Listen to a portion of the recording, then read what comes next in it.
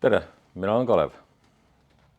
Umbes 20-aastase teraapia kogemusega ja nüüd juba 2 aastat ka osteopaat. Ja osteopaatiasse jõudsin läbi elukogemuse. Järjest tuli rohkem kliente, kes küsisid ka liigestele abi ehk meie keha struktuurile ja kogu sellele füüsilisele ja enda elukogemus ka, et hea on kuulata ära inimeste sümptomid ja siis jõuda algpõhjuseni. Sest see on see, mida ma ise näen ja inimesed ütlevad, et on minu nagu tugevus, selline tervikpilt. Aga seda tervikpilti on väga hea toetada osteopaatiaga. See on imeline vahend selleks. Ja nii ma siis teen jätkuvalt ka biodünaamilisi teraapiaid, aitan meelerahu inimestel leida, emotsionaalsed tööriistad,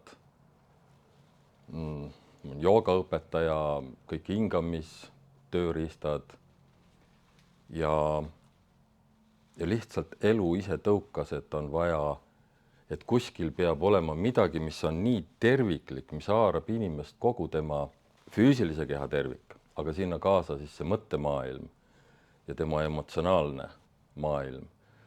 Ja kogu see minu nägemus algpõhjusteni jõudmisest on seotud väga palju emotsioonidega, alateadvusega.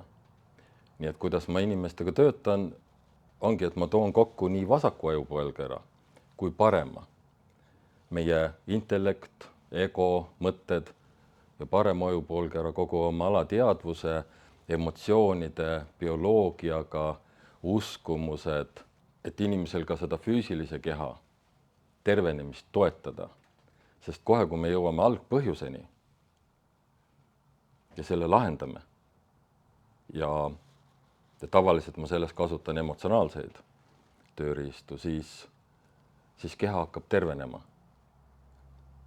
Aga seda tervenemist on hea toetada, seepärast, et meil on ka füüsiline keha. Kui ainult teha mentaalse ja emotsionaalsega, siis üks komponent jääb puudu. Sest inimesel on 3 funktsiooni või mille järgi me tunneme ära, et on inimene. Tal on mõtlemine, tal on emotsioonid ja kõik see asub füüsilises kehas. Siia osteopaatia akadeemiasse jõudmine oli päris, võiks isegi öelda välgukiirusega, sest Tartus oli klient, kellega ma lihtsalt füüsiliselt tundsin, et ma peaks panema praegult käed ta peale ja midagi toimetama. Ja siis sa lihtsalt intuitsiooniga toimetad, seda on saanud varemgi teha, aga siis hakkab, et aga tegelikult ma tahaks ikkagi aru saada ka natukene, et mis toimub. Intuitsioon on väga tore ja vahva asi, aga meil on intellekt ka ja siis on hea aru saada, mis toimub. Ja ma esitasin lihtsalt õhku endale küsimuse, et pole ju nii vana veel, et võiks ju minna kuskile veel õppima. Mis sest, et AB hakkab juba halliks minema, aga need vanused on ainult numbrid ja õhtuks tuli informatsioon, et on olemas selline asi nagu osteopaatia. Ega ma tast suurt midagi ei teadnud, ma olin küll kuulnud seda, kuna üks tuttav rääkis, kes siin juba õppis. Võtad kõne, küsid üle, et kuule, kuidas akadeemia siin toimetab ja kas minusugusel ka veel on mõtet tulla ja